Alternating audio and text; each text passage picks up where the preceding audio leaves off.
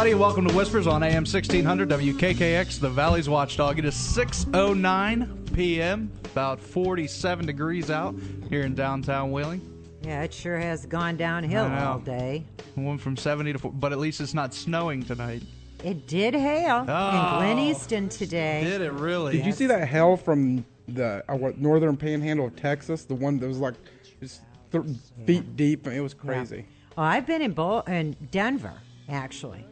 In the spring, June, my nephew was born. I was there for, right after he was born. It hailed so badly that, I'm walking around in sandals and shorts with hail up past my ankles. Oh, my God. It was ridiculous. That's crazy. It's Colorado. Yeah, I can get a figure. Yeah. Give us a call, 304-214-1600 if you're out of the area, 1-866-514-1600. I'm Jordan Klein here with Nick Queen, Lola Miller, and joining us today in the studio, West Finley's guitar player, Eric Woods. Hello. How you doing, Eric? You sound like me. Yeah. Hi. Yeah. I know, I'm here. Check out Eric's band, West Finley. Also Jordan's band. I was going to say that's Jordan's your band as well. I was trying to nonchalantly promote it here. Thank you. He tries not to mention his name when in association with the band because he doesn't want to diminish the image. Who doesn't he want mad? Yeah. The band or Anybody listening? The band's like, we don't want you to be associated with us. All right, we play. got a bunch of stuff going on tonight. We have first hour, Mr. Dwayne Claude.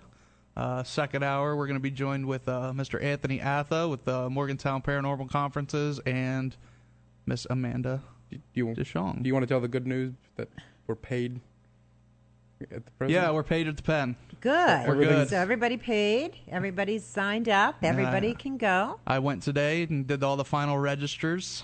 Good. Oh, I'm excited, Lo. Oh, you guys, I'm just dying to laugh at y'all. I know how it's going to be, I am like this close to getting Marianne there too. Oh, come off it. She's No, bending. I need to talk to her. That is not the place to start your married life off in. What happened now? Why can't Marianne come? I don't understand. What? No, he wants to get married. No, Marianne. no. Oh, I thought you were talking about getting married. And I thought, well, all You right. got me worried. I'm Marianne's like, what is she not talking coming. about? Marianne is Lola. not coming because I told Marianne I don't want anybody going because they feel that they have to do it or they're punking. Peer pressure? Yes, Peer pressure because bad? then they go, they're there, they're not happy, we're locked in. Well, see, And it's she just gonna she make wants to everybody go. miserable. She's just scared. Well, and so let her be scared. I mean, Sometimes it's like you gotta Eric get over your Balancic, fear. All-American Eric Balancic. I'm not going there. Oh, some spirit might follow me home. I'm not going there. He's a track star. He can run. Well, that's kind of my thought, too. He's big and bad. He could beat it up. Some of those hallways are long. You can get a good sprint going. and vault over the wall. Yeah. That could be amusing. John's telling him that just afterwards run into a church and then sneak out the back door, trick them. Oh, that would. All right. All right. Anyway, I'm That's- sorry. That's John. That's not me. I'm just Blame that one don't on shoot the John. messenger. All right. Tonight, first off, we got Mr. Dwayne Claude. He is a demonologist, a paranormal investigator, and an author. His books "Baptism by Fire," "Rochester Haunts," and a DVD, "The Demonic Haunting." Dwayne, you with us? I'm with you. How you doing, sir? I'm doing great. Are you folks by any chance talking about Moundsville? Yes, we are. Yes, we are. I actually got engaged in Moundsville on one of those ghost hunts. Really? See, and So there's Lola, nothing wrong. Lola just told me I wasn't allowed to get married there. Although, I got to find a girl to marry When first. the first one we Well, I went thought he was keeping a secret here, but wasn't the first one we went to someone got married there? I think there was one. Yeah, I think something happened like that happened. One of the trips we went, a couple got married out front. They were wearing like gothic dresses. It was kind of scary. She was dressed like Elvira, I think. Yeah, it was kind of crazy. So you got engaged there. Got engaged there on a ghost hunt one night. So how did that work? You kind of got an EVP. It was like, will you marry me? I wish I would have thought that way. It was actually just after we heard a banshee scream in the middle of the night that I ended up popping the question a little bit later. And that's a fantastic place. It really is. Oh yeah, we're really excited about our trip there this year. Next month. Yeah, May 22nd. So it's now you've been. How many times have you been to the prison? I've only been there once. Oh, okay.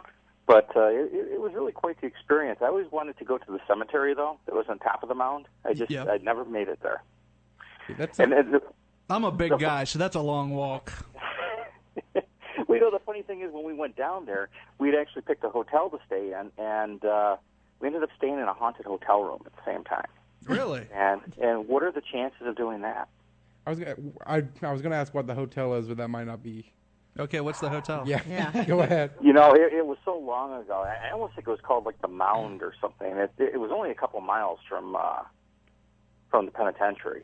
So now, what happened in the hotel room? I mean, I have to ask. Well, it's funny. There was actually 4 of us in the room, and one of the things that happened in the middle of the night was it's a small room, so we had some people sleeping on the floor, and my fiance and I were in the same bed, and throughout the night, the people on the floor seen a shadow figure walking through the room, and at one point sat down on the bed next to us. And of course, instead of telling anybody, what do? They pull the covers over their head. He'll deal with it. See, I'd pull the cover over my head and cry. They could have left you. They could have just ran out of the room, I guess. But that's true if we hadn't barricaded the doors. But but it was really a great experience, and just lots of creepy things happened throughout the night. Just some different noises, and wake up every so often to see something kind of walking across the room out of the corner of your eye. But it's really wasn't anything bad. It was just just some energy left over from something else there. now, Dwayne, you classify yourself as a demonologist. Can you explain for our listeners what that is, what that means? Well, there's actually a couple different kinds of demonologists. Most people equate demonology with religious demonologists, or people who are priests or clergy or different men of the cloth or women of the cloth that basically study the field of demons from a religious standpoint. I'm really what you consider a lay demonologist. I'm not clergy. And what I basically end up doing is working with individuals who are involved with extreme hauntings that have a lot of bad things happening to them, and sometimes they're spirits, sometimes they're demonic in nature. And basically what I do as a demonologist is help them get through that process, possibly put them in touch with the people that they need to be in touch with. And on rare occasions, have done deliverances. But that's kind of really what I do. Usually when people think of demonology, they think that you're only dealing with the demonic, but on the same token, I'm also dealing with the other side as well. Demonology is actually just a part of angelology, the study of angels. So, there's a balance there between the two. And really, it takes a lot for me to come in and tell somebody they have a demonic haunting going on, because those tend to be a lot nastier than just mean spirits. so now, out of all the cases you go to, how many times does it ends up being a demon? It's very rare. Very rare. I mean, a lot of times the individuals that end up contacting me, a lot of them will have psychological issues that I either end up having them consult with a priest or have them talk to a counselor. Then I never hear from them again. Sometimes there's cases where there's just an aggressive spirit. I would say that maybe less than 5%, maybe 10% of the cases that I actually deal with tend to be a true demonic case. And there's lots of earmarks that really I look for when those cases come up. And unlike a lot of these other investigations where you're dealing with ghosts, they're a lot more intensive, they're a lot more long-term. For the most part, a lot of these cases will run initially at least 8 or 9 months, if not longer. I mean, I have one case right now that it's been over 2 years I've been working with.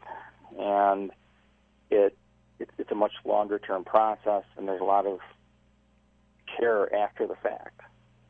So there's quite a bit of difference when they do occur. Now, can you, how do I want to say this? I want you to elaborate on some cases. Okay. if you can, because I think if somebody calls a demonologist, like you said, it is the aggressive spirits, it is the demons, as you said. I'm really curious on what these cases are like, how you go about them, what's going on. Can you share some with us? Absolutely. One that I'm working on right now, which has been in the process for about 2.5 years. There's a house that I'm working with here in Western New York that has a long, torrid history to it. The house itself is actually sit on top of an old battlefield, and after basically what began to happen with these folks was initially they were having some paranormal activity. They were seeing some figures walking across the backyard. The neighbors actually would see them as well. And this really got more drawn to their attention, of course, after, some of the television shows came out. So they decided that they were going to do some of their own paranormal investigation.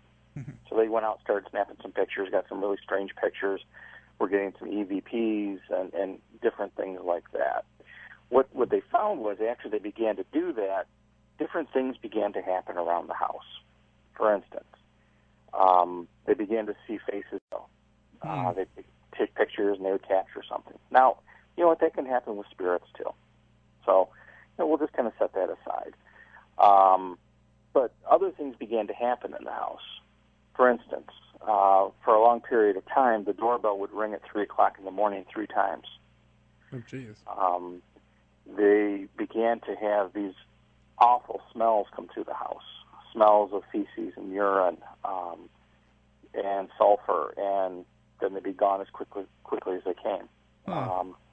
They also began to have a real heavy feeling in the house where it was almost like walking into quicksand. So all these different things began to happen for them. There was one night when the homeowner was talking to me on the phone about everything that was going on. She hung up the phone, and something slapped her across the face, hard enough to cause a bloody nose to happen. Her husband seen it happen. So all these different things began to happen. So we actually went out, we did an investigation, caught a lot of interesting things. But one thing that we found was, as we were doing this investigation, we were at an area outside the home and doing some EVP work, went back and listened to it, and there was actually something that began to growl at us.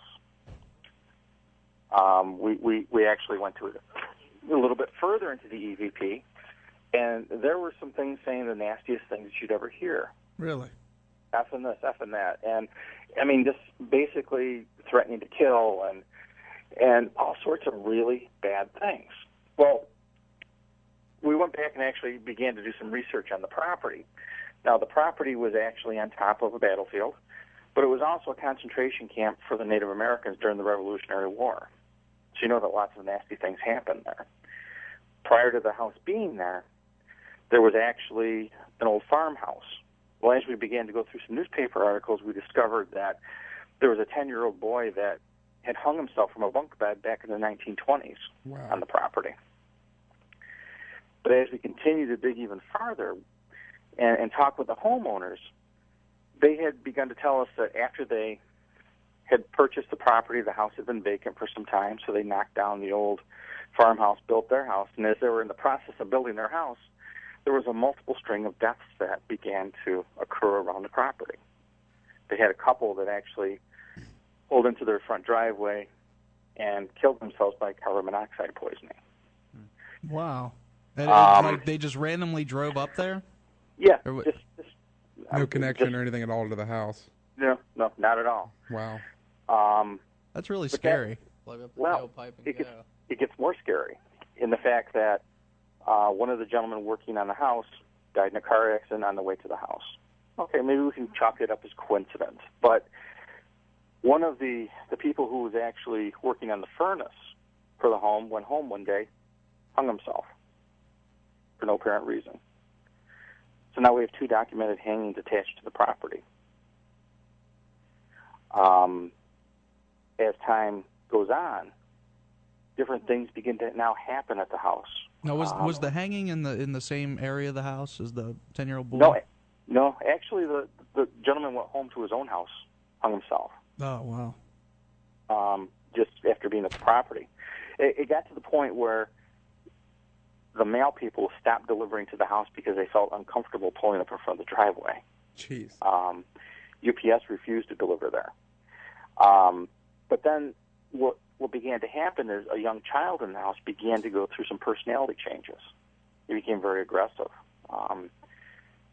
Aggressive to the point where one day he lived with his grandparents, that the grandparents watched him change. His face began to contort. His eyes went black. He was 11 years old at the time, lifted a 250-pound recliner over top of his head. What? With a hole in the ceiling. Wow. He ended up knocking the teeth out of his grandmother. Taking a stereo across the face of his grandfather. Now, his grandfather is a good-sized man, 350 pounds. It took all the grandfather had to hold him down. And how old was this boy? 11 years old. Now, is he a pretty big boy for his size, or? I mean, Does it matter? Oh, okay. At 11, Well, he could be 150 pounds, and still, I mean, you've got, I'm just wondering. I'm just, you know. Well, what ended up happening is they ended up calling the paramedics. They took the kid away. He got to the hospital. By the time in the hospital, he was fine. So they sent him home. 2 days later, it happens again. This time, he ends up being put into the psychiatric unit. While at the psychiatric unit, they begin to pump him full of all of this medication, massive amounts of anti-anxiety, antidepressants, and tranquilizers, enough from what I've been told and the paperwork I've seen to put down 3 people. Didn't touch the kid a bit. Matter of fact, while he was in the hospital, he ended up injuring 12 people, breaking arms, breaking noses, and he, at one point, threw a nurse down the hallway. Sounds like a kid I used to work with. I mean, the doctor told me that he watched him pick the nurse up over his head and throw her down the hallway. Oh, my gosh. And at that point, I was called back in again and ended up going to the hospital to talk with the boy. And my wife went with me, who's also a psychic medium. And while at the hospital, we began to do some prayer work with him. And as we were sitting there in a prayer circle with him, I look up to him, and I watch his eyes just roll to the back of his head, and he gets this great big smile on his face while we're doing this. Now, as we're going along, I'm recording this audio as well, and all this sorts of stuff starts to come up with the EVP later on when I listen to it. I bless his forehead before I leave, and it burns his forehead as I do it with the holy water. Now, I know this is stuff that sounds like out of the horror flicks, but this is happening. That's crazy. I actually ended up having to go back to see him a second time. After the second time, he actually calmed down enough to get sent home. They sent him home. He was home for a couple of months before things started to act up again. This time, he's going after. I mean, the grandparents are watching his eyes turn pitch black. His face changes to something else. His voice changes. Now, real quick, is that characteristic that their eyes turn black? Absolutely. I mean, if you ever if you ever encounter a type of possession or channeling or anything like this, a lot of times what will happen is the eyes will turn black. And when you look at the eyes, it'll look like there's nothing behind them. I mean, it's almost like it's a soulless face looking back at you. And in many ways it is. Wow. This kid now starts to, the way he talks changes now when he's under this influence. He starts spitting out words that are Latin, names that are Latin. All these different things are beginning to happen. He's now trying to kill the family pet by suffocation. And if you kind of look back at this whole scenario, there's been a lot of deaths associated with it housed due to suffocation. Yeah. Carbon monoxide, the hangings. It was. We actually got the Catholic Church involved about 2 months ago. from the moment we called the Catholic Church, things got worse. The anger at the house and the violence at the house increased. Began to affect the family more. Now, why do you think that is? Why did calling or involving the church increase it so much? Well, what tends to happen is now you're threatening what's there. You're threatening what's there, and that there's now a possibility that it's not going to be able to remain where it is to try and achieve what it's trying to achieve, whatever that may be. Because for these entities to take residence in a home or on property or even eventually in a person, and that is extremely rare, there has to be some sort of grounds that are there, some reason that it's been let in. It's a number of people can go into a location that has demonic activity, but it has to be a person that has the right doors open in order for it to affect them. Does that make sense? Yeah. In other words, if somebody who walks in that has everything together in their life and everything is perfect, they can walk into a place and have nothing bother them, where this child has gone through so much in his life before this happened. I mean, when you go down through his records, there's been cases of sexual abuse and assault and all sorts of really bad things. Not to mention to the fact that at one point during this whole long program, this case, the family began to do some spirit communication as well. At one point they were doing knockings on the walls where they could sit inside the house, ask for responses, and they would hear poundings from the outside. I was there one night when it happened. We sent investigators outside to make sure nobody was knocking on the walls. Sure enough, there was nobody out there, and we were getting raps in response. Mm-hmm. We set it up, give us one rap for yes, two for no. But all that stuff began to happen. And by beginning to involve the church, now the entity began to feel threatened because it was not going to be able to remain where it wanted to stay. Now, were you ever able to get it to give you maybe its name or something like that? I mean, I know you hear that in the movies, what's your name? And actually it gave us 3 names. Because whenever there's an entity involved like this, there's never just one. There's always multiple ones.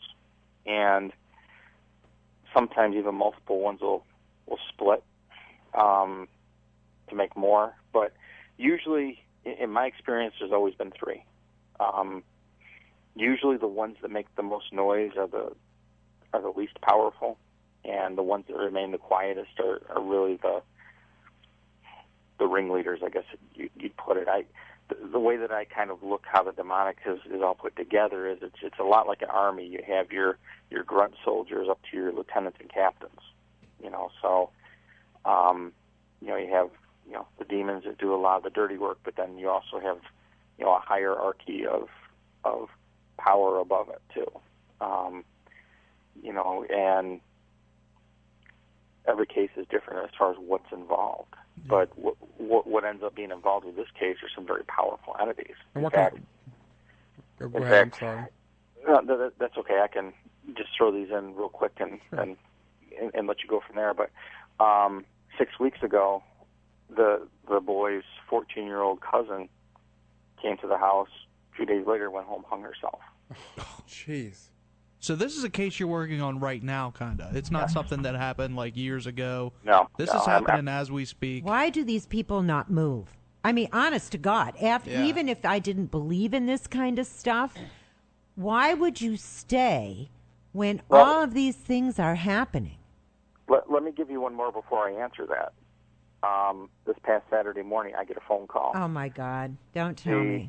The son-in-law has now hung himself. Oh, man. So that's, let me see. Let me make sure I've got this right. There's been four hangings? 4 hangings? Four hangings. A couple, an older couple that is not even associated with the house, killed themselves. Asphyxiation, carbon monoxide poisoning. The furnace guy. The furnace guy hung himself, right? Yeah. Okay. Yeah. So, we've got at least 4 documented hangings and at least 6 cases of death related to suffocation. All right, so it's 10 people have died associated with this property. That we know of. And I mean, and probably more, injuries and just, I mean, just pain, suffering. What tends to happen with cases like this is that, for one reason or another, people are allowed into the property. I dealt with a case a number of years ago where this couple was drawn to this property. It was actually a triangular house, and the couple were both disabled, didn't have much money, but they just were drawn to the house. They wanted to go see it, so they went and looked at it. It was way out of their price range, but they still put a purchase offer in on it. Well, somehow, some way, they got approved for a $250,000 house. Well, we know how that happens. Both on disability checks. That was actually before all of the the mortgage stuff. Okay, This was about 15 years ago. But what happened was, no matter what happened each month, they always found a way to pay the rent, to pay the lease. But whenever they went to try and better things so they could sell the house, so they could get out of the house, drastic things would happen. People would get hurt. Something would come up where they'd have to spend their money elsewhere. They'd have terrible runs of bad luck. That's what's happening in this case as well. I mean, the family, yes, it was their dream home. Now they're ready to up and move, but for one reason or another, things begin to happen that prevent them from doing that.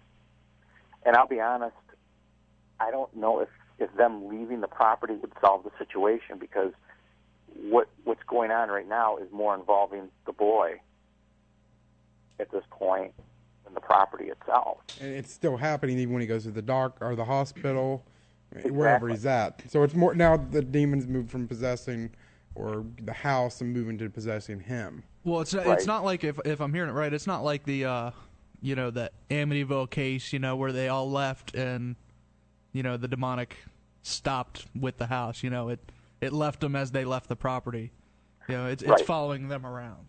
Right, and in many cases that's exactly what you can do, is just let's go ahead and leave. But for some reason, somehow, and God only knows why, it's chosen to grab onto this young boy. And like you said, even when he goes to the hospital, it happens with the boy at the hospital. I mean, it's gotten to the point where the psychiatrists involved with the situation and the doctors involved say, we don't know what's going on with this boy. We can find no scientific reason why it's happening. When something happens from now on, call Dwayne, because we can't help you right now. Now, have you been trying, and I'm sure you have, but been trying to cleanse the house? Or, I mean... We've actually done 2 cleansings on the house. What happens is it's really good for 3 or 4 months, and then it comes back. And it kind of reminds me a little bit, and you were saying this earlier, but it's somebody that's kind of empty. I know in the Bible it talks about an empty vessel. One demon, you kick out the one demon, and then 7 more will come because the house is empty. Mm-hmm. Is that something? I know the Catholic Church has been involved, but I mean, does that seem like? And that means that there's even more that comes back after the cleansing. Is that something you've noticed, or? Well, we've done. Unfortunately, up to this point, have not been able to do a lot of direct work with the boy. That's something that's down the line a little bit, because the church does take its time with situations like this. But with the house itself, I would have to say yes. And part of the problem is when you cleanse the house and you bless the land, what's happening is you're bringing that same agent back in, because you've done nothing to work with the boy yet. Sure. So he's just kind of bringing that right back in. So it's really gotten to the point of, okay, well, we've tried the least evasive thing at this point of, trying to bless the land and bless the house. Now we need to start to work directly with the boy at this point. Now, how old is the boy now? I know you said he was 11 years old. Well, he actually turns 14 in July at this point. Okay, so this has been going on for that long. Now, is there any evidence of something like a Ouija board being used at the house that possibly opened up a kind of a doorway to this, or other activity that could that traditionally has been a doorway to the paranormal, this kind of stuff happening? Sure. Well, yes and no. Okay. From my experience, places that have a lot of negativity to them will tend to draw the same. Like attracts like. So when you have a battlefield like that where there's been so much atrocity, that'll draw the negativity. But what's also happened at this point is because they became so interested, they began the spirit communication. And even just by knocking on the walls, communicating that way, you don't know what you're communicating with. At one point, somebody did bring a Ouija board onto the property. I've had a couple mediums there at the property who've known nothing about what's going on. Both of them go to the same area and say, this area here at some point, there was some sort of satanic ritual performed. Can you verify that? No. But you know what? Something tells me if you have a house that sits vacant long enough and there's rumors of it being haunted, somebody at some point in time is going to break in there and do something. Oh, yeah. I'm teenagers. All old homes are haunted, compared to teens. Yeah. Right. So, is there anything truly that I can verify? Other than a Ouija board being brought onto the property at one point and used in the front yard, and them doing knockings, there really isn't anything else that we can trace it back to. So now I would guess this is probably the worst case that you've been dealing with. It sounds pretty crazy. Now I know you have a book. We mentioned at the beginning, Baptism by Fire. And I'm sure you're talking about cases in there. What kind of cases are you talking about in there? Well, one of the first cases that's in the book is actually in how I got started in demonology, and it wasn't by choice. It was more of something that was kind of chosen for me. A long time ago, when Mansfield Reformatory started doing ghost hunts, I got the idea that I always wanted to go on a ghost hunt, so a few of us went out to Mansfield and went on a ghost hunt, and of course the only person who wanted to experience anything didn't experience anything. But while I was out there, I had the opportunity to talk to some of the organizers at the time, and when I was out there, they were telling me about another piece of property in Ohio that was the way that they described it to me was if you took all the psychic and ghostly energy that's in Mansfield Reformatory and boiled it down into a small little farmhouse, that's the best way to describe the type of activity that was there. So a couple years later, we'd actually taken a small team, there's probably about 8 or 10 of us, from New York out to Ohio to this mansion that was out there. And it should have been an omen for me along the way because I drove down Route 666. Oh, jeez. But, the night before we get there early and stay at a hotel room, and we do everything wrong that we possibly could do wrong because we didn't know any better. No, we're in a hotel room. So, of course, somebody brought a couple Ouija boards with them. A couple? And a couple. You need more one wasn't enough. One for each hand, you gotta... There we go. The more the merrier. So brave me sits down at a Ouija board with someone else who's worked one before. And as I'm sitting down there, the planchet starts to move around, and they ask who's there, and the thing starts saying 666. And the person using the board says, okay, don't want to talk to you. Only the highest and best are to come here, so tell me, what's your name? And it starts to spell out D-E-M. It's like, okay, I'm done. I'm walking away from the board. Of course, I didn't really know any better, so I went over to the other board, figuring, well, maybe it's a defective Ouija board. So I sit down at the other Ouija board. I no sooner put my hand on the planchet, and the planchet shoots across the room. Oh. So I said, okay, I'm done for the night. I'm just going to be a spectator. So I'm just kind of watching these other people use the Ouija board, and they're asking all sorts of questions. Are we going to see ghosts this weekend? And yes. And what are we going to see? And then it spells out green eyes. Well, nobody else in the room knew what green eyes meant, but when I talked with a paranormal investigator who had worked the property, they told me that they would often see green eyes in the basement. So there was something there that was happening that nobody else knew. And as they went on, they said, well, is anybody going to get hurt this weekend? And I said, yes. And then they said, well, who's going to get hurt? And it says DC, which are my initials. Oh, God. Yeah, so we decided we were going to be done for the night. So the next night we go and we do the investigation, and as we're there, probably within the first 45 minutes of being there, I had something push me down the stairs. Now, it was only a flight of maybe 3 or 4 steps, but it was enough for me to twist my ankle that night. So I'm just kind of thinking to myself, it's kind of strange. But as we're going through the night, we went into one room that was actually a servant's quarters. And while we're in the servants' quarters, there was probably 4 or 5 of us there. While we're there, people are starting to get poked in the back around the room. So as this began to happen, I stepped up and said, okay, you're not allowed to touch any of us. Well, we went back and listened to the EVP recorder that was running that night in that room. And I can't really say because we're on broadcast radio, but, it said give them a male sexual organ is basically what it said, which we didn't find out until the ride home as we listened to the EVP. But what happened later that night was a little bit more even unnerving. As we were upstairs having all this stuff happen to us, there was a 16-year-old girl that had come with us that was having her own situation go on. She was being touched in another area of the house, and she had some degree of psychic ability. Well, I went down, and as I go down into the main hallway where she is, she's now walking like somebody has their hand against the back of her neck. Her neck is scrunched up, and she's looking up, and she's walking in circles, saying, I can't stop this. Something's making me do this. Jeez. So we begin to escort her off the property. And as we're escorting her off the property, she wants to go down into the basement. Well, I found out later on that down in the basement, there was actually a pentagram down on the floor that she was walking around in circles in the same place the pentagram was. Uh-huh. Oh! Yep. Oh, I guess that was horrible. It's horrible. So as we're going outside, she's now saying, I see this dark shadow figure over top of me. So we start praying with her. We get her off the property, drive her, and she drives off. Well, the rest of the night, nothing happened with any of us.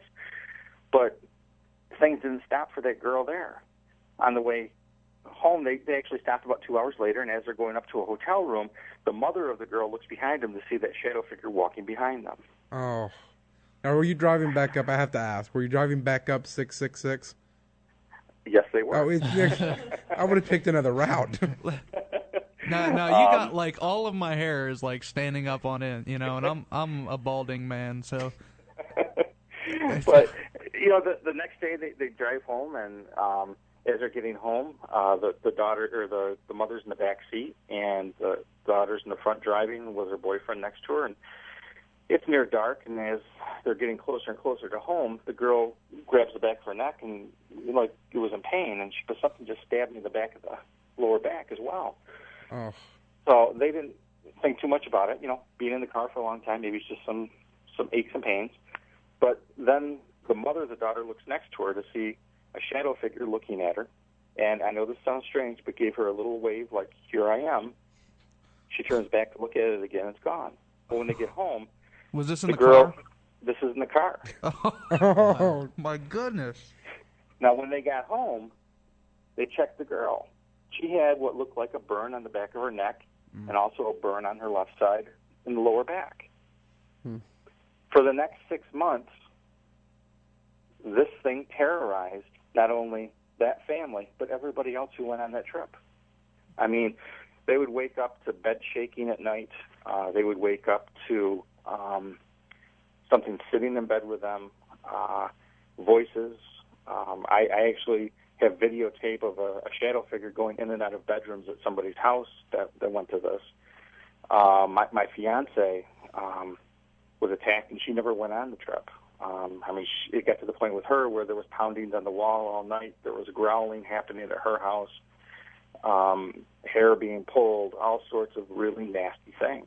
And, I was terrorized too. I remember laying in bed one night and having my bed just lifted up and down off the ground, Now, how do you deal with it? Like, what do you do? What are you supposed to do if you're in that situation? Like, do you do anything to protect I'll yourself? I'll tell you what I did that night. I pulled the covers over my head and turned the lights on. Did you cry? It didn't work. I might have whimpered a little bit. Now, what do you do going into it, like Eric just does, like to protect yourself? Do you do anything like spiritually? Do you use your faith to help you?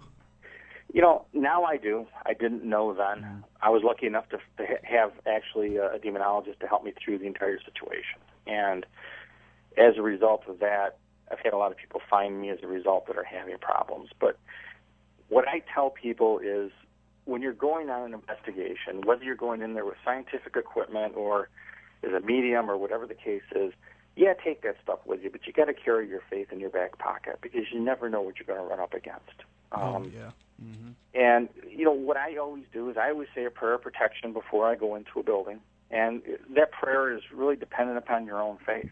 If you're Christian, do Christian prayers. If you're Wiccan, then you do a Wiccan ritual or whatever the case may be. But whatever that higher power is, look to it for protection. And when you leave, you do the same thing. You do a cleansing. Whatever's there stays there. Yeah, that's not what we do. To come home with you. Yeah, that's what we used to do when we went. Pray before you go in, pray after you go in. Don't take anything with you. I mean, pray while you're in there. We're going on this trip to the pen, and we have some people that are a little afraid that something's going to follow them home. Mm-hmm. What are the chances? This is going to be a high number, right? Well, I would say the chances of something following you home are pretty slim. It does happen, though. I've had things follow me home even when I've done cleansing prayers afterwards. And really what you do is you just revoke whatever permission that you may have given it to come with you and just tell it needs to leave. It's not welcome there. And good call. And it goes. Even though these things are beyond our comprehension sometimes, and we can't really prove whether or not that they're there scientifically yet, they still seem to follow a law. There still seems to be rules that they follow, and faith is a very powerful thing. Wow. I mean, the circumstances I went through, and a lot of the people that go through these, I'd be scared to death. I'm not going to lie. I'm scared just listening to your stories. So, if I was put in that situation, I don't want to say I'd pee my pants, but probably. Well, I was forced to either find my faith or was going to break it, and that's what a lot of people have to do. And I'd be lying if I told you that there weren't places that I went into that I wasn't scared. But fear can be a good thing, in that it keeps you alert and keeps you on top of your game. I mean, there's nothing that upsets me more when people don't have fear, because with all these TV shows now, you see individuals going into these haunted places, and they're being taught to go in there and provoke things. Mm-hmm.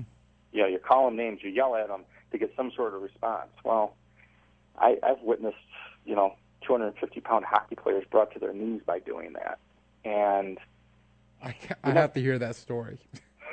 You never know. I mean, this wasn't demonic. It was a spirit. We were in a bed and breakfast, and this guy who was with me was an ex-hockey player and had some degree of sensitivity. And he's going through the place, and he feels the spirit, and he's getting upset because the spirit's always just staying a little bit out of his reach where he can't quite get the information that he wants. And he finally got to the point of saying, you know what, I'm going to stay in this place until you give me a sign that you don't want me here anymore. Within 30 seconds, he felt something around his throat. He was down on his knees, couldn't breathe. So that's important safety tip number one. Well, what I tell people is if you're asking for a presence, be very specific. Yeah. Knock on the wall. Otherwise, they may just, give you a shove or, in this case, take the wind from you. I mean, we were lucky enough to get him out of the house and off the property a little bit, and he was fine. But you don't know what you're dealing with. Have you used religious provocation? In that case, I did, and that's just me. Now, what are the different results that you get when you just provoke or you do religious provocation? Like whether or not you say, "Come on, tough guy," or in the name of Jesus, do it now. What are the different results that you get? What I have found is that when you're just outright provoking something, there's no kind of shield for you. There's no kind of defense for you. It's going to come right at you. Yeah. Whereas if I'm working with an entity that I'm commanding to leave, I'm actually putting a shield in front of me. I call it a shield of faith. I mean, so, what's going to get through me is what God or whatever higher power wants to get through to me for some reason. And I know I'm getting kind of theological on this, but unfortunately, when you deal with demonology, you have to talk a little religion. But when you provoke, you don't have anything between you and the spirit. I mean, you're asking for something you can't see to come at you one-on-one. Sometimes it will if it has enough energy. All right. I have a question. Sure. It seems to me that I don't watch these paranormal shows on a regular basis, but, every once in a while somebody will say, oh, you got to watch that, particularly the Penn State one, Mm-hmm. Seems to me you should have your own show because you have far more interesting stories with actual results. I mean, things are touching your people, and they're wow. With Penn State, it's like, oh, did you hear that? Did you hear that little knock? And it's like, wow, okay. I just sat here and invested 27 minutes, and you could have watched an 11-year-old throw a recliner at somebody. Yeah, I mean, I don't. Is this normal course of things, or do most of yours have little or no reaction, and these are just the really good stories?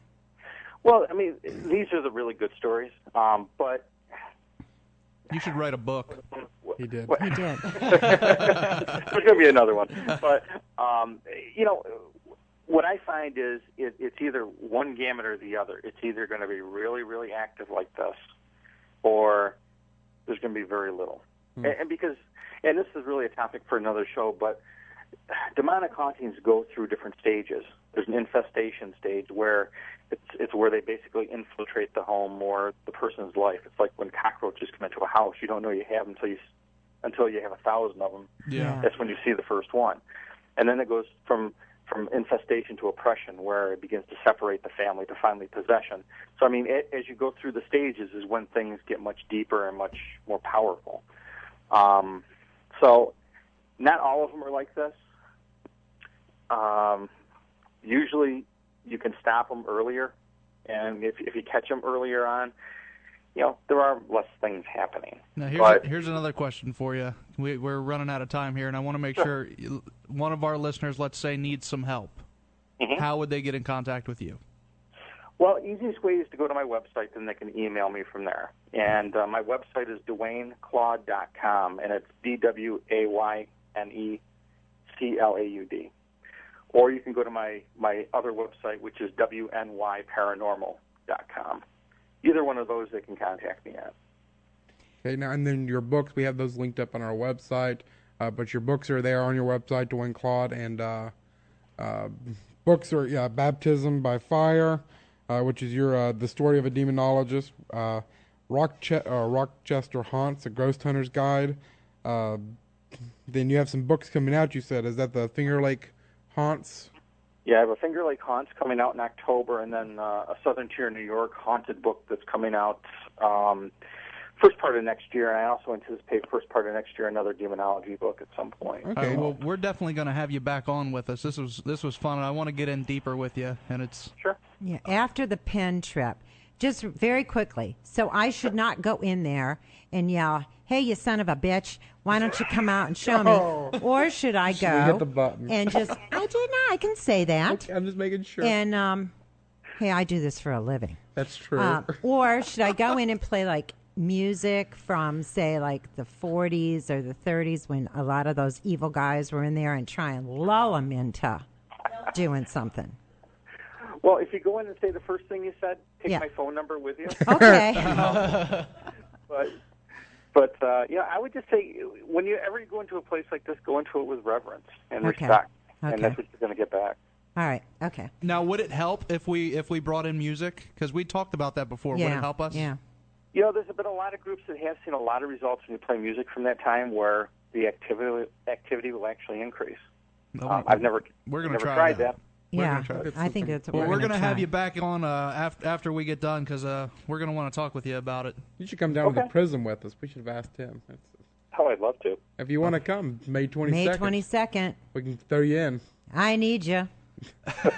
Lola's going to make a mistake. Yes, probably several. Well, we'll be in contact with you. Thank you very much, Dwayne. Thanks for having me. It's great. We've enjoyed it, and thank you. All right. We'll be right back. It's time to what we got 7 news. No. No. What are you talking about? We just have news. We have news. We have news. AM 1600 WKKX, the Valley's Watchdog.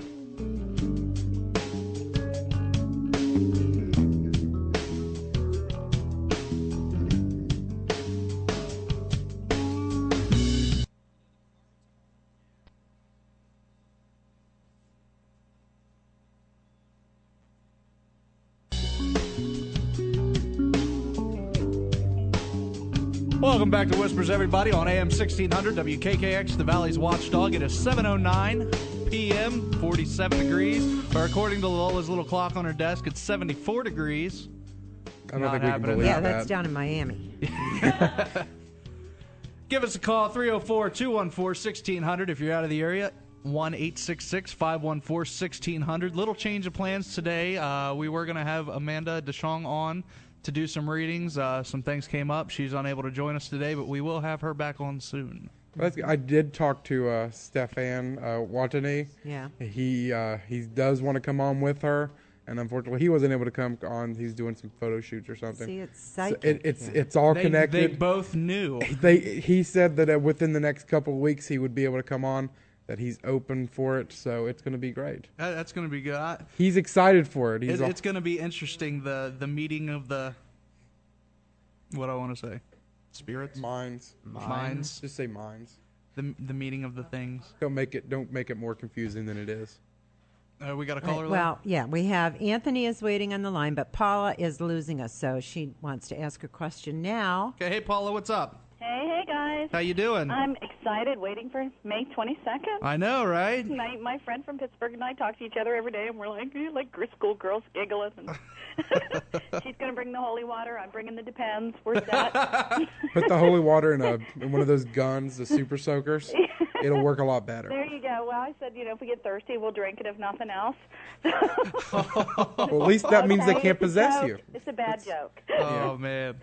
So, but hey, I think your last caller jinxed your airlines. I'm losing you guys. You guys, somebody mentioned Amityville. Yeah, sure. That on the was last me. Call. That was you. And do people still live there? Yes. Yeah. Can you tour there? Yes. I heard you could, and I didn't know if that was true, but they have didn't know some you could. rooms blocked off you can't go into or something. No, I don't know the details and stuff, but I've heard that they let people in to look around. And I'm not sure. Now, I don't think anything's Totally. happening there now. Yeah, I think nothing's happened Okay. for a long since time. Bob was, I can't Lutz. remember. Yeah, the Lutz has left. I don't think anything really happened. Okay. So, Where is that? We were trying to figure out what state it was in. Amityville, It's New like- York. New New York. Ocean Okay. Avenue, New York. I was thinking Pennsylvania, and I Avenue. don't know why. So, okay. Hey, Thanks, guys. no problem. See you soon. See you, Paula. Bye. Do you actually know the address of the Amityville? Who are you Warehouse? talking to?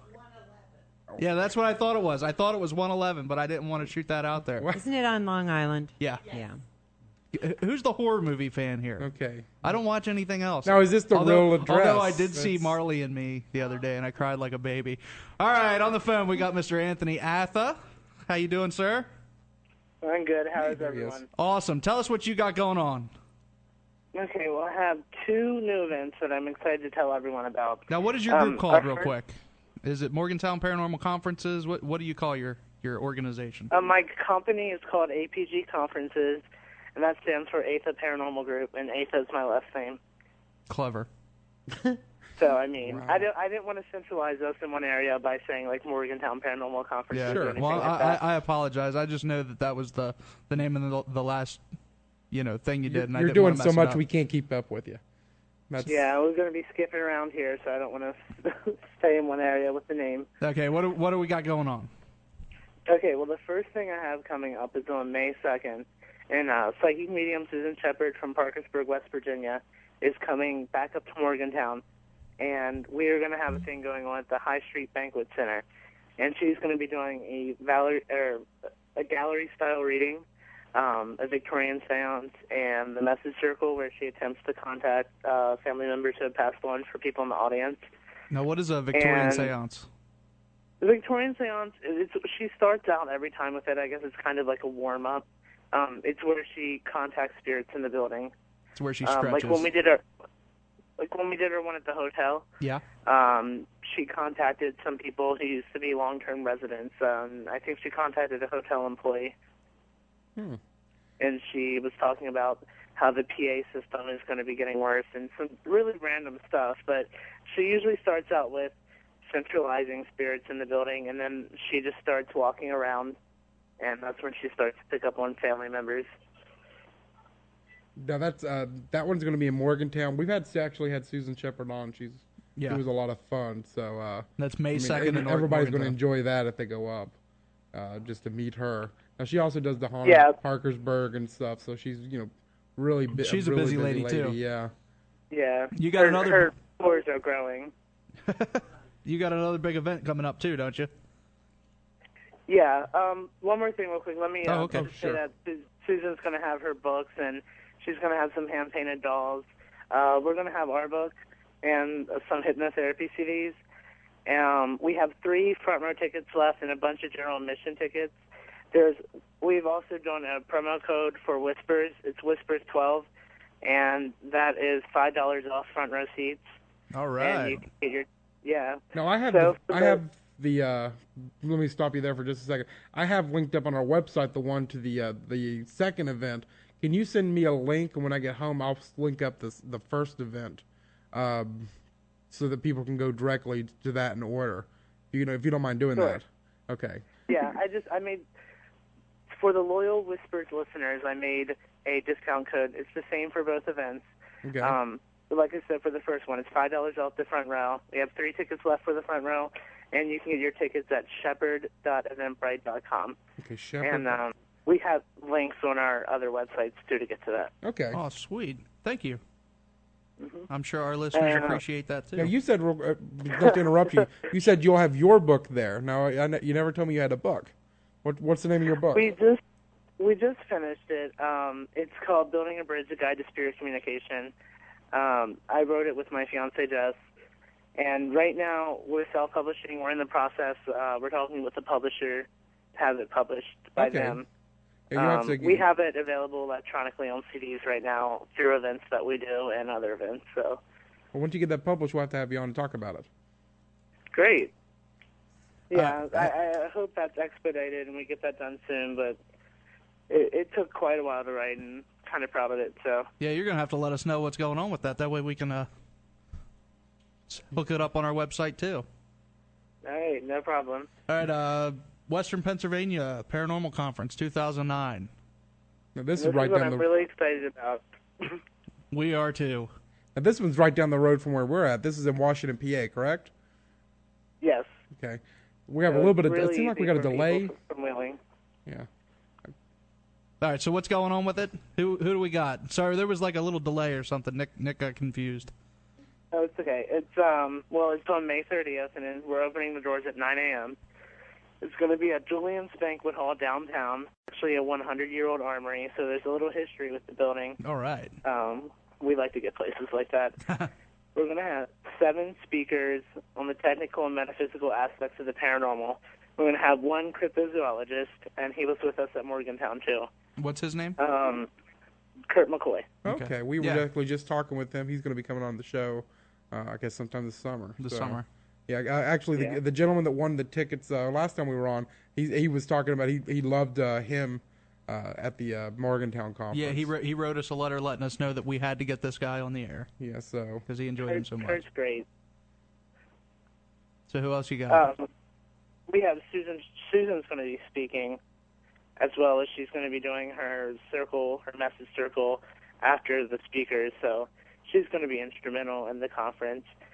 We also brought back John Sable, and he's a cultural anthropologist.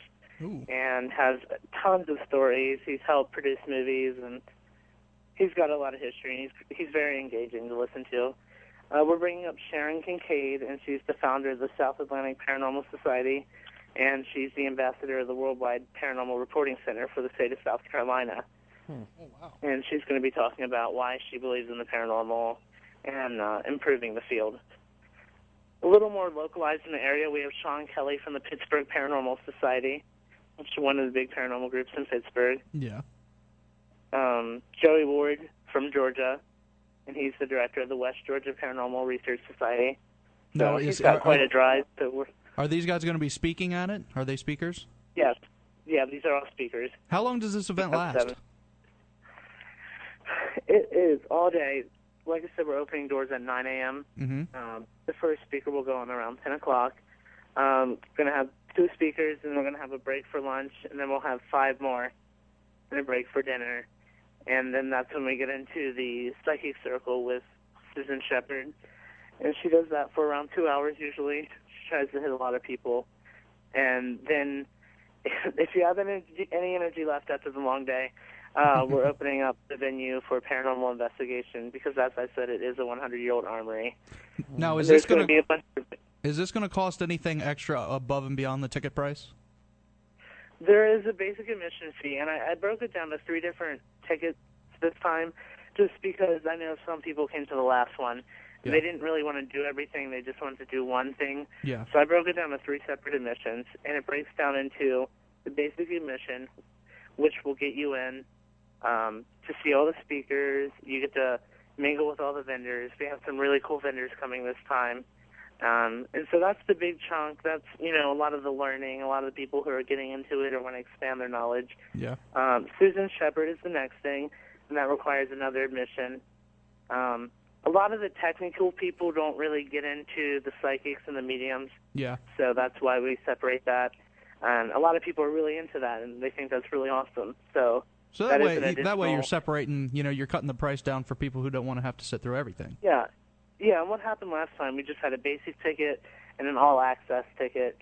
And we ran into the problem, people would buy the all-access ticket, but they just wanted to do the paranormal investigation, not listen to Susan, or vice versa.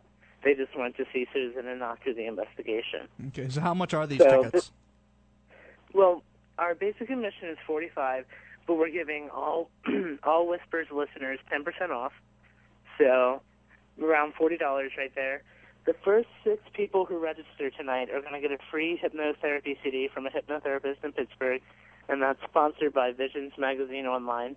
We have weight loss, stop smoking, stress relief. When you register, I'll send you an email. Just tell me what you want, and we'll get it out to you. So that's for the first 6 people who register tonight. Wow. So you can get a discount through listening to Whispers, and you can walk away with one of these CDs, which costs $15 a piece. So essentially, you can get a ticket for $25 tonight. Wow. And get something free. So Susan Shepard is $30, and the investigation, which entitles you to 3 hours, free range. I'm not going to tell you where you have to go or anything for the paranormal investigation, and that's only $15. Oh, that's really good. 15? Yeah. Wow. Yeah, you can't beat that. So we really try to cut down the event and make it more affordable because we're trying to reach out to the community. I mean, this is going to be a lot of fun. We want people from Pittsburgh to come. We want people from Wheeling to come. Washington. We're trying to get everyone together and come out to this event. So we're trying to make it as affordable as possible this time. Now, this is really close to Wheeling, so, I'm sure you're going to get a lot of response here. We've had, calls, people wanting to get involved, and, that's great. I'm really excited about this. And I know on our website, whispersradio.com, we actually have this linked up. We have a banner up that says Western Pennsylvania Paranormal Conference 2009. And if you click on that, it'll take you straight to the... And go ahead and click on that, Jordan. I'm clicking. Click it now, and it's going to bring you up, and it's going to have your options of what you want. Now, do you have an all-access, that you did mention all-access, do you have an all-access? Let's say if somebody wants to go to all 3 of these, they can just put, click all-access and go to it? We don't. You just have to drop down and put the amount of tickets you want on each one. So. All right, and then at the bottom of that, it says discount code, correct? Yep. It'll bring up a screen. It'll tell you everything, the prices, the fees for buying online, everything. It's real cheap, real easy. Right underneath all that, it says enter discount code. That's where you put the Whispers 12. And then right underneath that, it says order now. Yeah, and that's all one word, right? Whispers 12? Yes. Okay. All together. Okay. Easy to do. The third-party web service we go through is really user-friendly, and it makes it easy. And all our sales are done through secure online Yeah, you so can you don't have to Visa, worry about any of that. MasterCard, and all that stuff. Yeah. So. Well, you heard it, everybody. First 6 people get a free hypnotherapy CD. Everybody gets 10% off. So get that going on tonight. Do what? I said you can't beat that. You can't beat that. That's awesome. We're really excited. Everybody get out there. May 2nd, meeting with Susan Shepard in Morgantown. And now, where was that at again, if you don't mind saying that again? Where exactly in Morgantown was that one? It's going to be right downtown in High Street. It's the High Street Banquet Center, more commonly known as the Lazy Lizard. At night, it's a club. During the day, it's a banquet center. Okay. And what's the date for the Western Pennsylvania Conference? It's May 30th. It's the Saturday after Memorial Day. All right, there it so is, about May a week 30th. later. All right, everybody go out and buy your tickets right now. All right, thank you, Mr. Anthony, for joining us tonight, and we're going to keep you back updated as this gets closer and closer. Is that good? Okay, great. Well, thanks You're for going to having me on Willing. again. You're going to have to come to Willing and do something. You've been to Washington. You've been to Morgantown. He's creeping closer. He's creeping He's closer. invading. We'll be the next We'll one. get there eventually. Get over the border. See you, Anthony. See you, Anthony. Bye. He's staying busy.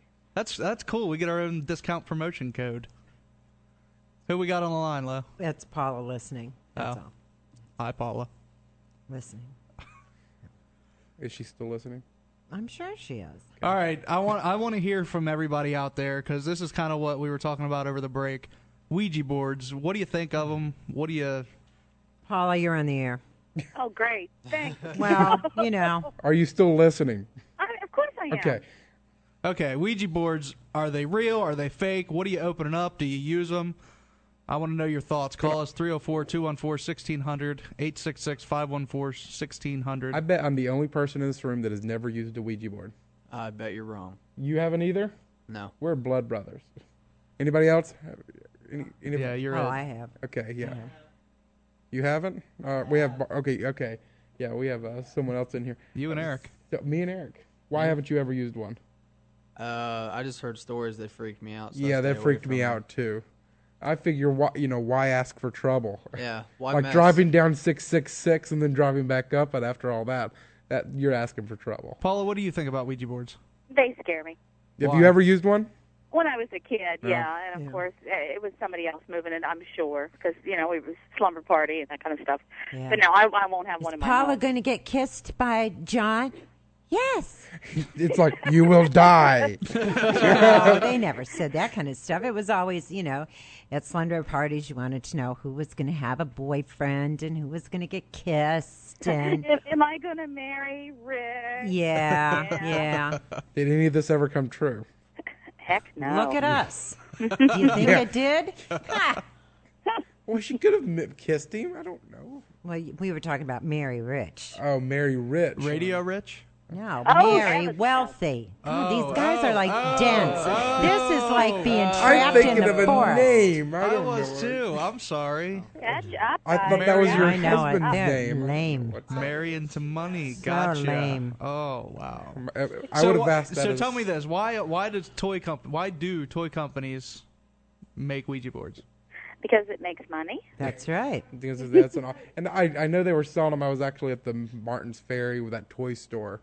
And I They was looking sell for 'em board games. everywhere. Yeah, they were right there. Now, I don't see them too often, like at Walmart or Kmart. I don't go to Kmart that much. Okay, but you boycott stuff like Harry Potter toys. You boycott Barbie dolls. But it's okay to do a Ouija board. Well, And we're going to the pen. There's nothing wrong with the pen. It's fun. Okay. Nobody's allowed to bring a Ouija board. Oh yeah, if I see a Ouija board there, I'm gonna cry. I don't want to. Like, we're testing fate enough by going in and doing our thing and bringing a lot of people, and we have people scared to death that something's gonna follow them home. Then let's invite more stuff. Let's open up a door and to hell. I'm more scared my church is going to disown me if they find out. Our church knows we're going. We have people coming from it. My dad's the pastor at my church. You're doomed, Jordan. Doomed. We tried to get them to go.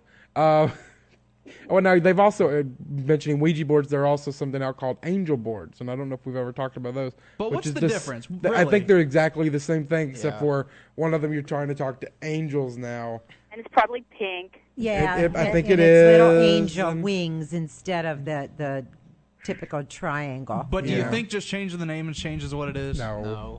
It's the same thing. Mine's an original 1928. The stud in the planchette. Can we get her mic on? Yeah, I was gonna say I'm sorry. Say You it- got to say get it up by again the into mic. You now, got to get up Barb. right here You to gotta the get mic. up. This is Barb, by the way. Hey, Barb. Hi. You got to talk right up in it. Yeah, like right you here, need like you're gonna kiss it.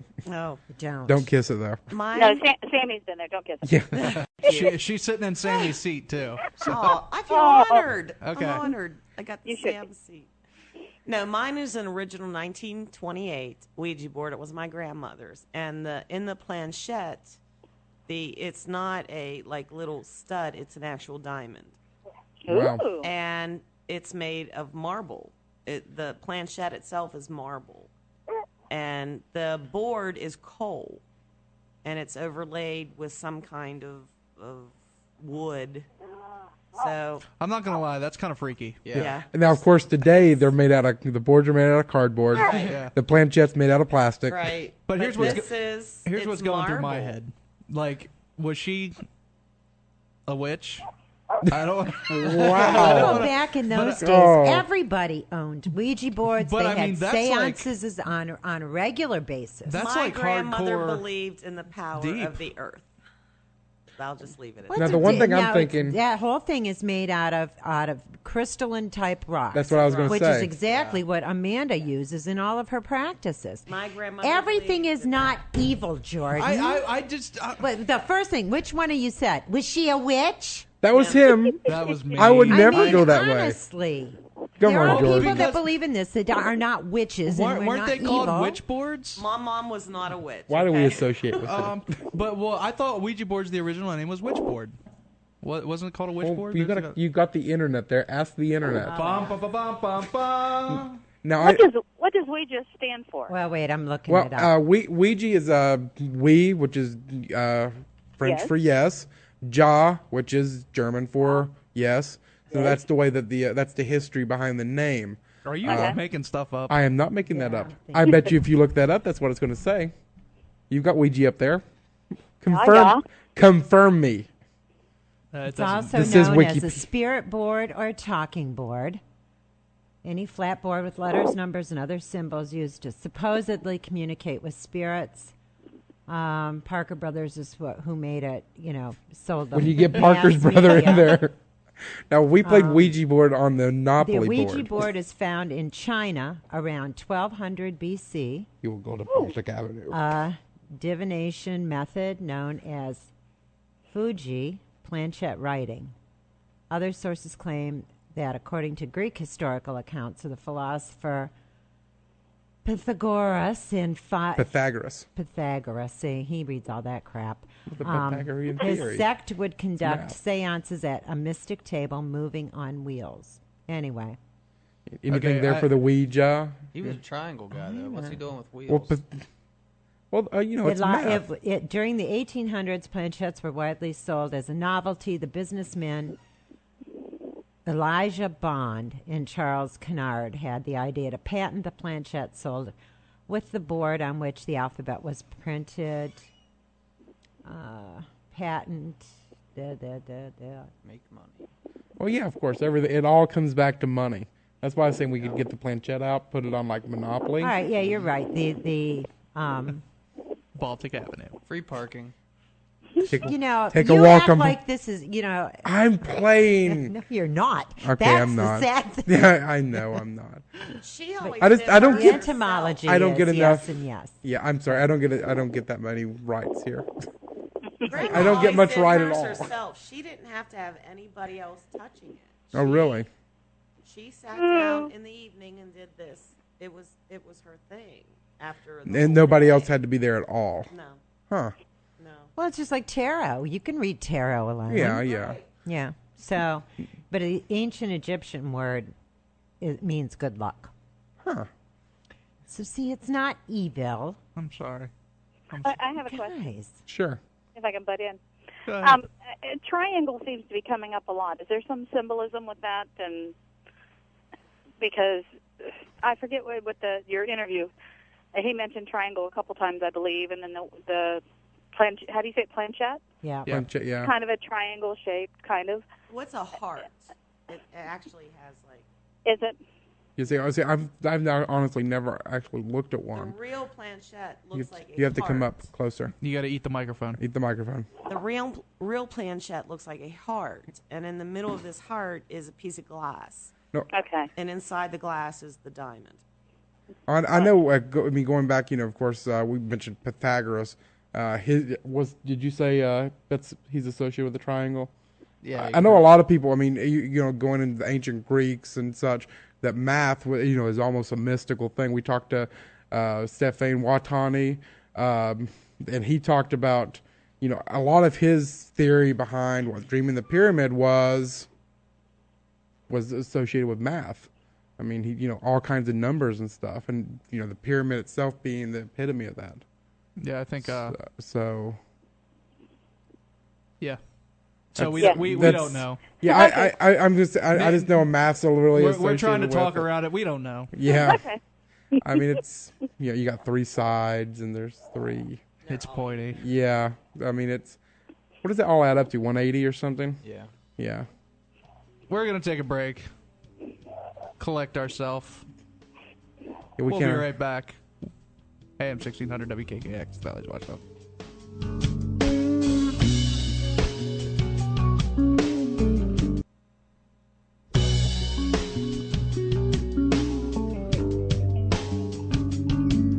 Welcome back to Whispers, everybody, on AM 1600 WKKX, the Valley's Watchdog.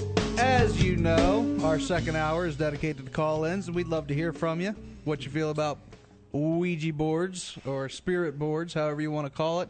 Give us some ghost stories. Give us something to chit-chat about. Give us a call, 304-214-1600, 866-514-1600. What I want to know is, would anybody go on a ghost tour of the Capitol? Me. I know you would. I forgot she was even on the air. I was like, what happened? I know, I've easily forgotten. I'm sorry, I know Paula. you would, but One I'm of just you calls curious. somebody's grandma a witch. One of you forgets about me. I know, aren't they brilliant? But you know, Paula, that I didn't forget about you. I know, darling. I just know. wasn't And I know why expecting you the thought it was voice Witchboard. there. I knew why you thought it was called Witchboard. You were thinking of that movie and Tawny See? Tan. You were just thinking about Tawny. Yeah. Right. Most of his knowledge of all this stuff comes from his extensive repertoire of horror movies. I mean, It's kind of sad. I'm not gonna lie. he's watched the worst movies you can think of, and I'm not talking like blood and guts. I'm talking just bad movies. He doesn't even watch B movies; it's C movies at this point. It's you mentioned his titles. Whatever Blockbuster stocks its shelves with, that's usually what ends up. He just in my started at the house. top shelf and started going down. The 59-cent shelf. Yeah. So it's with this kind of stuff. I mean, it is something that a lot of people won't touch at all.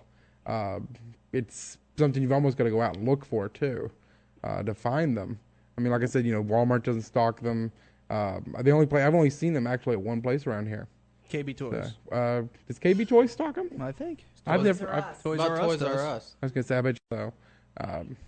I know that's the only place I found was over All right. Martin's Ferry. Lola asked the question. Would I go? I'd love Capitol. to go there. What are some stories? See, I'm not from this area. Barb, I've you have only lived to- here about 6 You have years. to sit up and get by the mic if you're going to talk. You got to get it. If Move you're it to telling you. me, You can move it to you. It won't hurt you. Closer. what is your experience, Barb, at the I Capitol? started working A little in the bit closer. Capitol. I started working at the Capitol when I was 13 years old at the concession stand. And after the shows at night, we would clean up till 3 or 4 in the morning.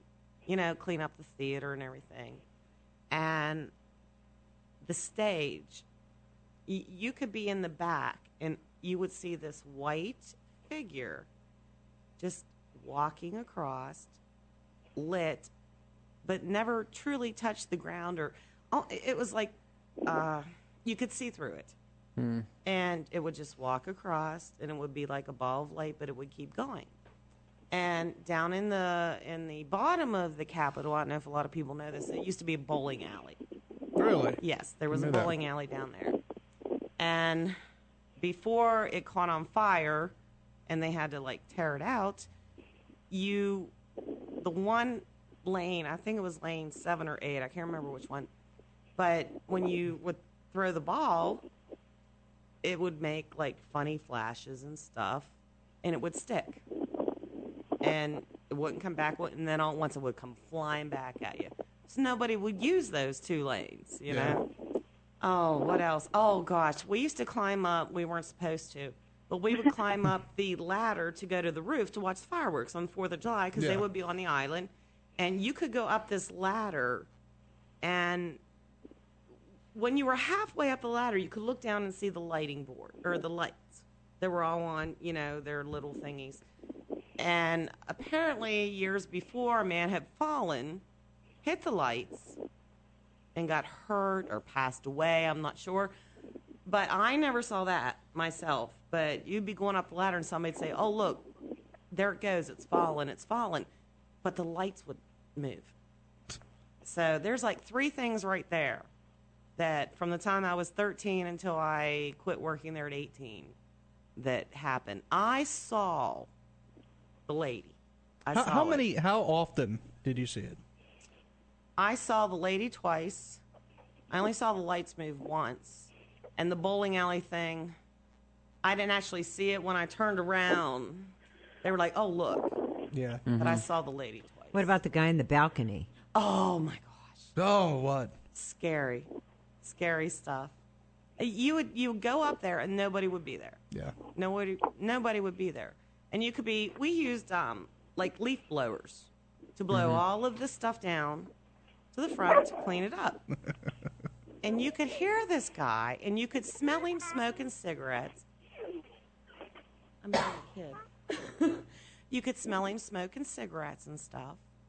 And one time, my friend Becky and I, which the girls usually didn't stay and do the night crew, but it was good money. So we were doing the balcony, and she turned around, and she just was like pale. And I was like, what's going on? And she said, there's an old man up here in the corner. We got to get him out of here. It's like 2 a.m. And I was like, Beck, there's nobody here. So she really saw an old man sitting there. She saw an old man sitting there, smelled the scar. And I'm like, you know what? Come on. She showed me where she saw him. She left. She wouldn't even finish the night. She left. Wow. So, I mean, the Capitol has so much stuff. There was a sound man there that, he was just wonderful. He used to bring in maraschino cherries that he would soak in vodka for like 3 weeks and bring them in. But he was a very warm, very affectionate man. Loved his job. He passed away at a heart attack during one of the radio shows that they had on Saturday nights, Jamboree. And he passed away during the show.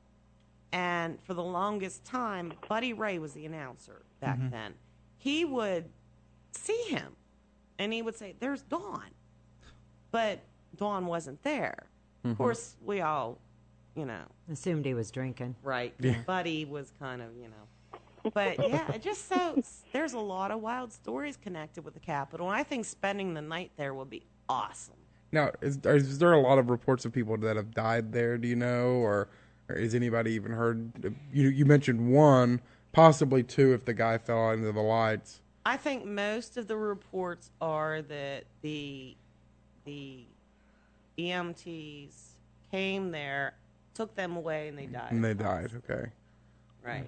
And I know a lot of theaters. We theaters. had a case where the night Dolly Parton came to perform. A man was out to get her, and he was dressed as a woman. And Dolly was going up to perform. This man was dressed as a woman. This happened, I think I was like 14, so he was like stalking her. And she got out on the stage, and apparently the guy had, I'm sure you can look it up on news reports and stuff, he was going to hurt her. And she went to get up on the stage, and she tripped and fell. And they caught the guy. She insisted that somebody pushed her. Wow. Insisted that somebody pushed her. And they caught the guy, and they pulled him past us because I was working at the concession at the time. Yeah. It was a man dressed as a woman, and she said somebody pushed her out of the way. So That's interesting. yeah. Now, and the point was brought up over the break. The renovations that's going on there and ongoing. There's always a increase in activity. As renovations and remodeling goes on, now is like the best time to go and do that if we were able. Oh man, that'd be great. If for some reason renovations make them, I don't think they like it. Yeah, they get a little restless. Yeah. And I was thinking about this. Willings, I think isn't the name like the Place of Skulls or something? Is somebody? I think it's like the Valley of the Skull or Place of the Skull. Yeah, it's an Indian word. It's on the sign down the road here. But I'm thinking, if you advertised it, Willing, the Place of the Skull, or the Valley of the Skulls, the haunted capital, the Valley of the Skulls ghost hunt or ghost tour or something. They could pay for the renovations. Oh yeah, I mean it's people would come in droves, and there's so many old buildings around here. That you could, if we could get into them or even just walk past them. I mean, a lot of these tours are walking tours. Just walk past. They don't even go into places. Then as long as they know the stories behind it and stuff. I mean, somebody out there wanting to make some money, learn your history. We could go do this. We could go to the library. Would be good. Nick, that would involve walking. Yeah. Golf cart tours. What do you think, Lo? Golf cart tours of Willing. Instead of walking tours, we can do golf cart tours. That's the only way you're going to get me around. But I'm saying you go down. I'm thinking the Victoria Theater. That's been around for a while. Yeah. You've trying to think of some of the North Willing Towngate Theater. Towngate Theater. And I know I've heard some stories of hauntings there. The whole Victorian section. Yeah, North Willing would be. And there's so many stories out of North Willing. I mean, it's unbelievable. WKKX Studio. Yeah, one day we'll find that one. I believe there's a ghost in this building. When you walk in here, you can feel it. You can feel a heaviness when you walk in here. I mean, it's like, ugh. She's on the phone now, but she'll say, when she's down here by herself, that she feels somebody behind her, that she can, Has send somebody anybody here. spent the night here and tried to communicate? I don't think we've been talking about doing it. We should do that one night. If you're ever up for it, Luke, would you be willing to do that? Number one, spend the night, see if we can find anything. Well, sure, I would do it. Do you think they would let us? Slept here. John sleeps here all the time. Oh, really? Okay. Yeah. Nothing's ever happened to John. No, that we know nothing's of. ever happened to him. Yeah. But things have happened to him and Marianne, but not in the middle of the night. Yeah. What has happened to them? Around by the vault and just beyond it, where the bathroom is, they've had papers like slapped out of their hands. And Mike and his girlfriend were here one night late at night. Doors were slamming without any doors being open and closed. You hear stuff in the bathroom all the time. I know. I know. Do. But I don't know what it is. I don't know. I know the breaker box is in there, but it's nothing clicking in the breaker box. You hear noises in there. Yeah, I know it. Well, we've got Gary on the phone. Gary, how we doing? Gary, you there? Yeah, I'm there. Hi, Gary. Hey, my sister got one for Christmas, a Ouija board. Yeah. Oh, okay. All right. So her and I played it. Yeah. And I would tell her, "You're dragging me. You pull me." It would go right to what she wanted it to go to. Really? And I said, "You're pulling me." And anyhow, her and my mom would play it. It would go everywhere they wanted it to. Spell anything, any numbers. You ask him any question about what year, it would go right there until I told them to close their eyes.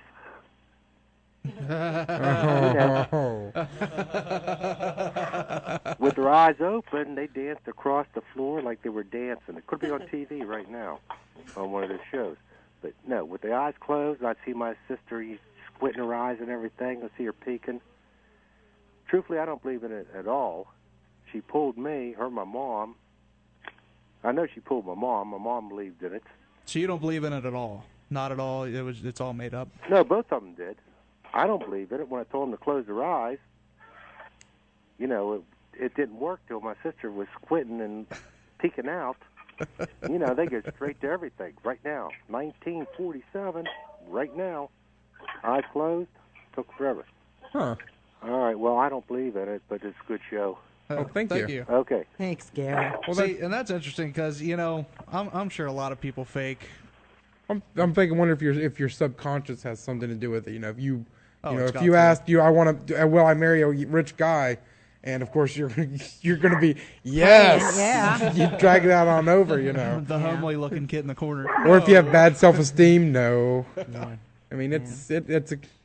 Self-fulfilling prophecy. Exactly. Exactly. Yeah. But you actually don't have to have your fingers. Or go back up. You have to come up to the. Don't forget that. You actually don't have to have your fingers upon it. You have to have your hands above it.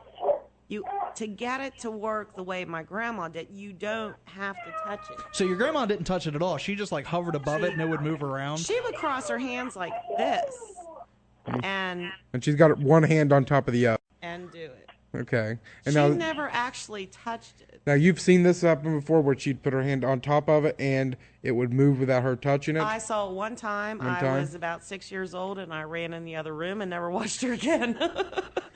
But now, what kind of questions would your grandma? She spoke Polish. I don't know. Yes, good. But her hands were not, That would make it even scarier. They were crossed like this, and she would just go like this, rotate them, and it would move. Now she would be right above it.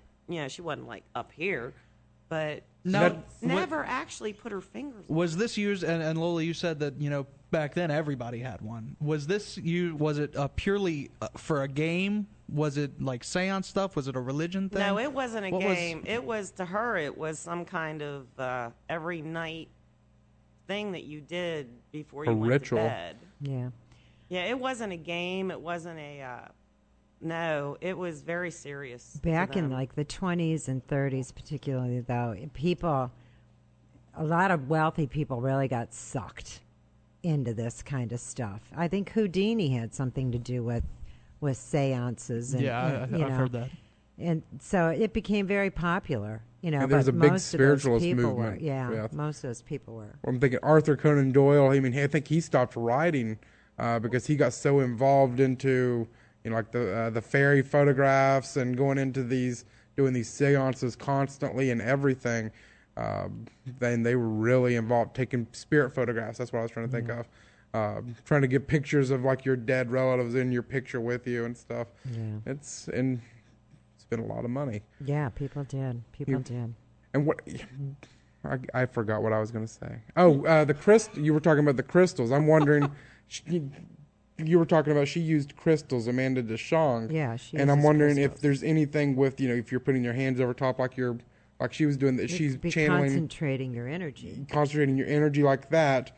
If that's able to get, because it had a real diamond in it. Yeah, diamonds are the hardest crystal there is, So I wonder what energy, because you get like quartz runs like half of our existence. Our watches, our clocks, or you need to VCRs. Really. When Amanda comes on with us, she'll explain all of that kind of stuff to you. Rose quartz is one that you should use for unconditional love and calmness and things like that. And there's all different kinds of things. Now, if you go to her, say to have your chakras balanced, you sit in front of this whole table of crystals that are sitting on pieces of leather that have come straight from like a Native American gave her this because he sensed her abilities and things like that.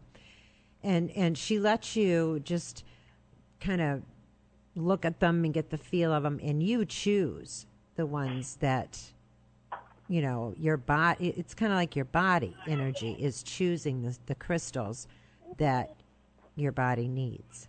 It's bizarre. I mean, it really almost kind of like vitamins and minerals you need. Well, I mean, that's what you're saying.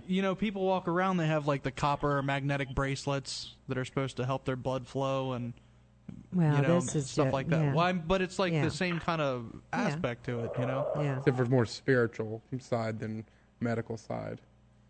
I'll tell you, when I got my chakras balanced, that was one of the most bizarre experiences I've ever had. And this is going to sound. It was really, really.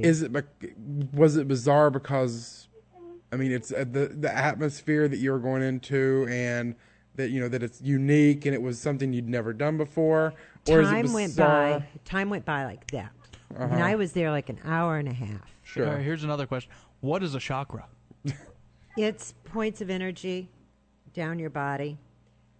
I think that goes back to probably Hindi or something is part of it.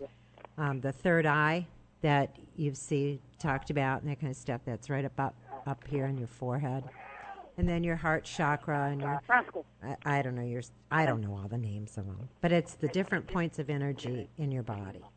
And what she does is she chooses these crystals that your body kind of chooses, and then you just lay there. You don't do anything, and just close your eyes. And she places these crystals at your feet, on your thighs, I think on your calves, one under each hand, and your arms are down at your sides, one on your stomach, one on your heart, and one on your third eye. And now when you got there, you picked which ones were going to go on your body. Well, she kind of let me look at them, and then she chose, because it was like kind of like my body was telling her. Okay. And so you weren't going like, I want the unconditional love one. Yeah. No. That's what you do. Like if you're going to get jewelry made or something, sure. You would ask her, and she can, advise you as to what kind of crystals will help with different things. What rock represents what thing. And then she just, it's real quiet. There's like real soft music playing in the background, and she just prays and meditates over you. And then it just is. It was. I can't even describe really the sensations that you feel as this is going on, and the things that you see on the back of your eyelids, and it's just. Has it helped you, like, stabilize? I don't know. I'm a mess anyway. Look what I mean. She really, puts up with us every week. Look at her. Well, but she look has to at go the and time readjust it frame that I constantly. went. I went, I think, the weekend before George passed. So my mom had just passed, and then George, and then Todd. So I haven't had any stability since the beginning of January when my mom got real sick. So, did it help? Who knows how bad I'd be if I hadn't had it done. I know, like right after that happened, I don't know if this is the time period, but you seemed kind of relaxed. You seemed a lot more relaxed and stuff. Then, of course, everything else happened, and that kind of, had to have thrown chakras out of... Well, out of alignment, yeah. Well, she had told me, too, one of the first times she walked in here, that my aura looked like fireworks at the 4th of July, that I just had energy bursting because I was being pulled in all these different directions, and then all this other crap happened. Oh, I want to know what my aura looks like.